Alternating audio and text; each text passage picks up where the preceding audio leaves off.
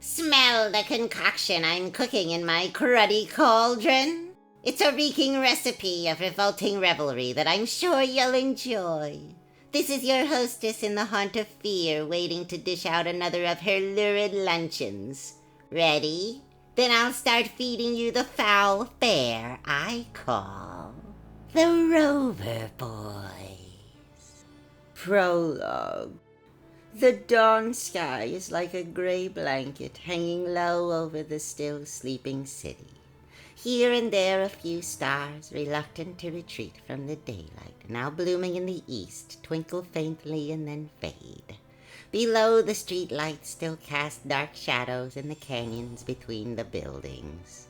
A milk wagon careens over the cobblestones, its frantic driver unsuccessfully attempting to halt the old horse who whinnies and snorts, galloping madly. Flashing metal-shod hooves spark against the pavement. A pack of stray dogs, slobbering and yelping, leap and scramble, nipping and clawing at the dashing horse. Its flanks are scarred and bleeding, its eyes filled with terror. Whoa there, boy! Whoa! Story.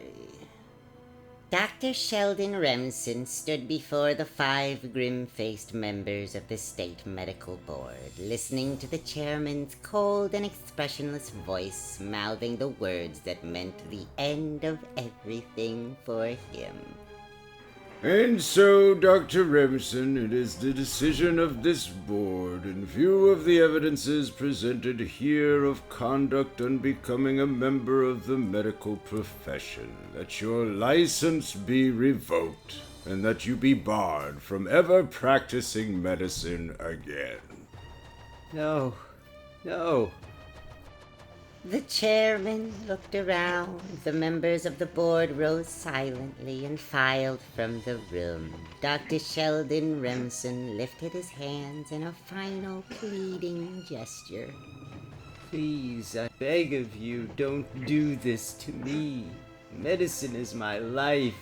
Please. Dr. Remsen darted forward. He clutched at the sleeve of the last departing board member. Won't you reconsider? I beg you for leniency. I made a mistake. I'm sorry. Please. The decision of the board is final, Dr. Remsen. If you please. Dr. Remsen stood alone in the boardroom. Faint laughter drafted through the door beyond which his judges and condemners had disappeared. He cursed. Go ahead, you righteous old Laugh at me. We'll see who has the last laugh. Stripped of his privilege to practice medicine and spurned by his profession, Dr. Remsen walked slowly from the boardroom across the echoing foyer of the medical building and out into the warm sunlight. He felt naked and exposed, and hate filled his heart. I'll have my revenge. You'll be sorry, all of you. He moved up the crowded streets. He was jostled and pushed and carried along by the jabbering throng, but he felt and heard nothing. Dr. Remsen's mind was far away, planning, disclaiming, and planning again. I hate them. I'll get each of them, one by one. But how? How? A shadow fell across him, blocking the sun. Dr. Remsen looked around. He was under a marquee, a theater marquee. The colorful billboard blinked at him. Captain John Smythe and his trained seals. See them perform. They're almost human. The last line screamed. The words seemed to light up. They're almost human. Of course. The doctor slid the money under the box office glass and held up his index finger. One, please. Yes, sir. Laughter erupted from 100 mouths as he moved softly down the carpeted aisle. On stage, a clown was cavorting. Seats, sir? One in there. Thank you. Excuse me.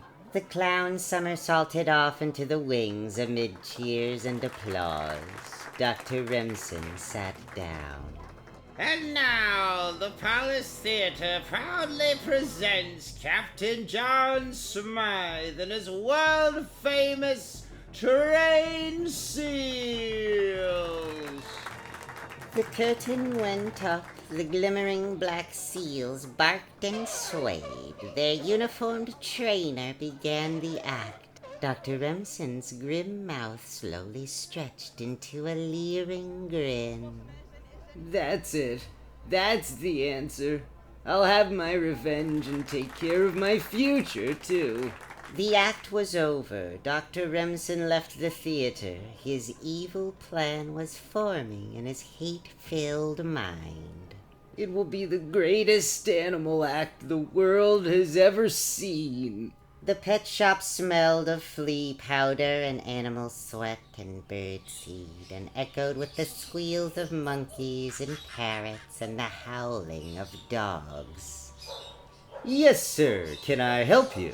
I'd like to buy 5 dogs.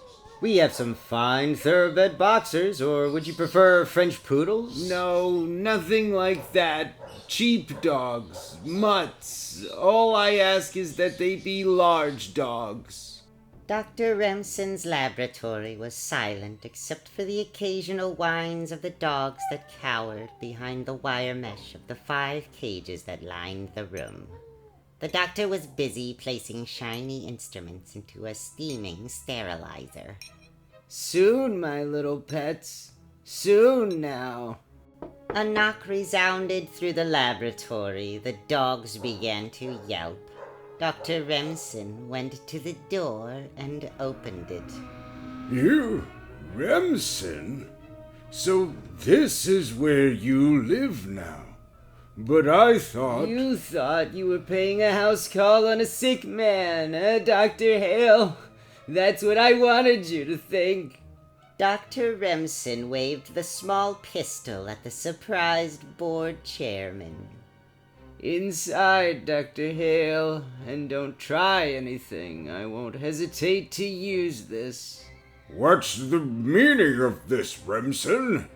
It means, my dear chairman of the medical board, that I am going to take my revenge upon you and your fellow board members for having excluded me from your profession. You're mad, Remsen. Perhaps, Dr. Hale. And now, if you will remove your coat, we will get on with the operation. Operation? What are you going to do? Do? Why, I am going to remove your brain, Doctor, and substitute it for the inadequate brain that now rests in the cranial cavity of one of those miserable dogs there. Remsen, for God's sake, put down that hypodermic! Outside the old house into which Dr. Remsen had moved his laboratory, the wind sighed, carrying the echo of Dr. Hale's scream across the deserted countryside. On the nights that followed, one by one, the other members of the State Medical Board came to the lonely house on the outskirts of the city. You, Remsen. Welcome, Dr. Simpson. One by one they came, but none went away. On the 5th morning, 5 fresh-dug graves lay silently in the dawn light behind the house. Inside, in the laboratory, 5 dogs with human brains cowered behind the mesh-wired doors of their kennels. You will perform as you are bid, my friends. Even in your alien bodies, you still have the desire to survive. And you will survive so long as you cooperate. If you don't, you will die. And now, we must begin rehearsing our act. And so, silently, with tails between their legs and a growing hate gleaming in their eyes, the 5 remarkably intelligent canines went through the motions of learning their fabulous act. My dear Dr. Hale, perhaps a day without your rations will convince you that I mean business when I call Rover, you bark the answer correctly. Finally, the time came. Under an assumed name, Dr. Remsen made an appointment with a theatrical agent and proudly auditioned his animal act. Amazing, Mr. Sheldon, amazing. I'll book your act in every vaudeville house in the country. You're made. And so, in the very same theater where Dr. Sheldon Remsen had seen the trained seals that had given him his fantastic and diabolical scheme, Sheldon's dogs made their theatrical debut. Ladies and gentlemen, the greatest animal act to ever perform upon any stage. Sheldon's intelligent dogs. They count, they spell, they do everything but talk. Dr. Remsen's animal act gained immediate success. His amazing dogs astounded people. Dogs could be trained to appear intelligent, but his... Your question, sir. What year did Columbus discover America? The dogs actually picked out cards containing the correct answers to mathematical problems, historical dates. 1492. Quite correct, Rover. Amazing. Incredible! Bravo! The dogs manipulated alphabet blocks to answer questions given them. Bowser says the name of the president during the First World War was Wilson, sir. Does that answer your question? I'll say... Wow! Finally, due to the grueling schedule of traveling the vaudeville circuits, Dr. Remsen returned to his lonely house on the outskirts of town for a brief vacation. Well, my little pets, thanks to you, I'm getting richer every day. Soon I will be ready to retire. Oh, it will be such a shock to the theatrical world when you are all destroyed in an unfortunate fire. The night that Dr. Remsen made his startling pronouncement as to the future of the human-brained canines, he carelessly left one of the wire mesh kennel doors unlocked. After he'd retired, a sleek form moved from kennel to kennel, unlocking the other doors. Dr. Remsen had been right. The desire to survive was indeed strong. Even for imprisoned human brains, a low growl awakened the doctor and he sat up in bed, staring into 5 pairs of blazing eyes. No! Oh, Lord! No! One of the remarkable dogs held a hypodermic in its slobbering mouth. Toward morning, an old horse on a nearby farm was attacked by a pack of yelping wild dogs and driven toward the old house. And dawn found a 6th grave added to the silent 5. The farmer who owned the horse found it wandering miles from the farm the next day. There you are, boy. Get along home now. That milk company man's coming to buy you.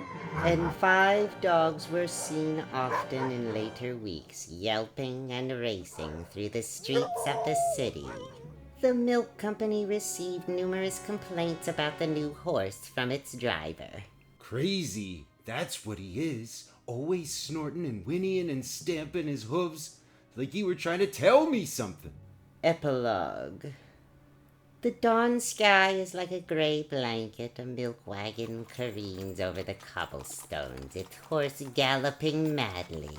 A pack of stray dogs, 5 of them, slobbering and barking, leap and scramble, nipping and clawing at the frenzied animal. Its flanks are scarred and bleeding, its eyes filled with terror, and the yelping dogs seem to be laughing at it. Whoa there, boy! Whoa!